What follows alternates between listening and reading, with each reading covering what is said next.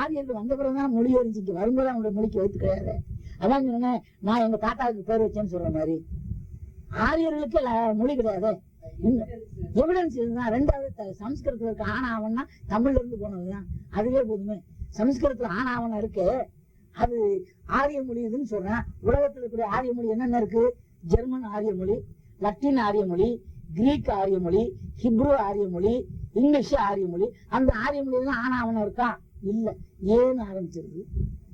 அப்ப இதுல மட்டும் எப்படி ஆனா வந்துச்சு? இந்தியாவில வந்து தமிழ்ல இருந்து கத்துக்கிட்டான். ஆரியனுக்கு மொழியே கிடையாது. சமஸ்கிருதம் தமிழ்ல இருந்து வந்த மொழிங்களுக்கு இதான் சார்ந்தது.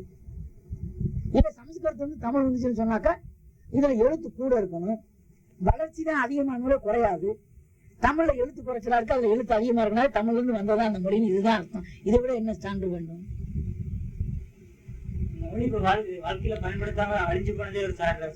அதையும் சொல்லலாம்.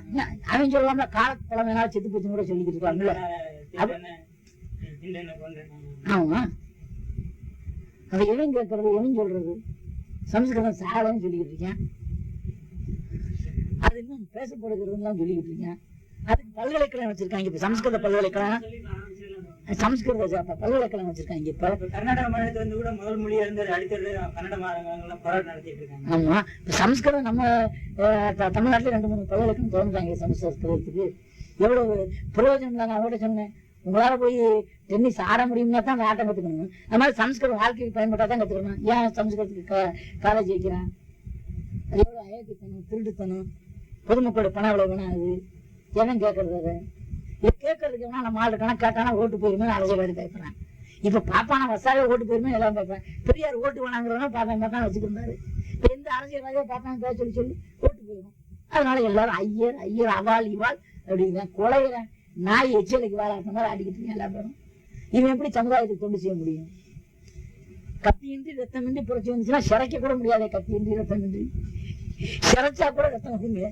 இந்த நாட்டுல சுதந்திரம் கத்தியின்றி ரத்தமின்றி வந்துச்சுன்னா எதுவுமே பெரிய பெரிய சொல்ற அதை நம்புறோம் நம்ம. அதுதான். எனவே இது நமக்கு புரியணும். எல்லாம் பித்தலாட்டம், அயோக்கியத்தனம், ஏமாற்று, சுரண்டல். இதை நீங்க புரிஞ்சுக்கணும். அது தாத்தாக்கள் அதாவது 15 சித்தர்கள் வந்தாங்கல்ல, அப்ப இருந்த வடிவம் தான் இப்ப இருக்குதா? இல்ல அது தமிழுக்கு என்ன வடிவம் இருந்துச்சுன்னா யாருக்கு தெரியும்? இன்னைக்கு இருக்கிறது தமிழுக்கு ஒளிதான் இருந்தது. முதல்ல சித்தர்கள் எழுதி இருந்திருக்கிறாங்க, அப்ப இருந்திருக்கும். ஆனா இன்னைக்கு எழுதுறது என்ன இருக்கு? காலப்போக்கில் என்ன மாற்றம் வந்து அந்த மாற்றத்தானே எழுதிட்டு வர்றேன். அதே சித்தர் உட்காந்து எழுதலையே. இப்ப நான் எழுதிக்கிட்டீங்கன்னா தாத்தா எழுத்துக்கும் யாருக்கும் வித்தியாசம் இல்லையா? அவர் காலத்தை என்ன நினைச்சு அதை பயன்படுத்தி இருப்பாரு. இந்த 1000 ஆண்டு இடைவெளியில ஒவ்வொருத்தரும் மாத்திடுறான் இல்லையா? எங்க தாத்தா ஓலைச்சோடு அப்புறம் காலில் எழுதிட்டாரு. ஏன்னா ஓலைச்சோடு சேர்த்து வைக்க முடியலன்னு. எங்க ஆயா நல்லெடுப்புல போட்டு எரிச்சிருக்கு, தீர்ந்து போச்சு. ஓலைச்சோடி புறம் எழுதி வச்சுதான் அதை போட்டு அடுப்புல போட்டு எரிச்சிருக்கிறாங்க. என்ன செய்வேன்? பேப்பர் வந்துருச்சு, நீ என்னத்துக்கா போய் ஓலைச்சோடியில் எழுதிக்கிட்டு இருந்தேன். நானே ஓலையில கொஞ்ச நாள் எழுதிக்கிட்டு இருந்தேன். இந்த நேரத்துல ஒரு ஓட்டை போட்டுக்கிட்டு உட்காந்துட்டு எழுதிக்கிட்டு இருந்தேன். அப்புறம் என்ன முட்டாத்தனமா இருக்கு, இன்னும் கன்சர்வேட்டிவா இருக்க வேணும் அப்படின்னு சொல்லிட்டு ஓலையில எழுதுற விட்டு பேனால் எழுத ஆரம்பிச்சேன்.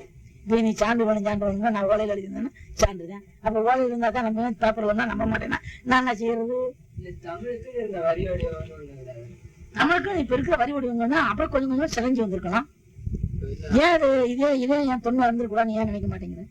வட்ட எழுத்து அது கல்வெட்டுல எல்லாம் வெட்டிருக்காங்கல்ல, அன்னைக்கு கல்வெட்டு நம்ம படிக்க முடியாது, நேரா எழுத முடியாது. இப்பவே நீ பேனால எழுதுறதுக்கும் குச்சி வச்சு எழுதுனா கல்ல முடியுமா? பிரிண்டிங் வித்தியாசம் இல்லையா? அது மாதிரி தான் வட்ட எழுத்துங்கிறது என்ன? இதுதான் தமிழ் எழுத்து தான் வட்ட எழுத்து. சில எழுத்து சேர்த்துக்கிருக்கலாம், கூட இருந்துக்கலாம், குறைச்சிருக்கலாம். அதனால ஒன்றும் பிரச்சனையே இல்லையே. எழுத்து எப்படி இருந்துச்சுங்கிற பத்தி இல்ல. சிவப்பு சேலை கட்டிருக்கா, பச்சை சேலை கட்டிருக்காங்க, அதுல பொண்ணு நல்லா இருக்காடா, கைகால ஊனம் இல்லாம இருக்கான்னு அதை பாடுறான்னு தான் சொல்றோம். அதான தேவை. இலக்கியம் என்னத்தை தருது?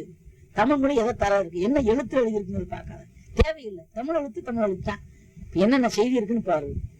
அதுதான் நான் சொல்றோம். அதே நேரத்தில் நானும் இப்ப எழுத்தை பத்தி ஆராய்ச்சி பண்ண வேணாம்னு சொல்ல, அது பாட்டு பண்ணிக்கிட்டு இருக்கு. அதுக்கு முன்னாடி சொல்ல பத்தி ஆராய்ச்சி பண்றோம். சோத்துக்கு வழியே பாரு, அப்புறம் சோத்துக்கு வழியே பார்ப்போம். ஒரு இடத்துல போய் தங்குறோம்னா சரி, அடுப்ப சட்டம் பத்த வச்சு ஒரு காப்பியை போறப்பா, காப்பியை குடிச்சிட்டு எல்லாத்தையும் செதுக்கி ஒரு டென்ட் அடிப்போம் தானே சொல்றோம்.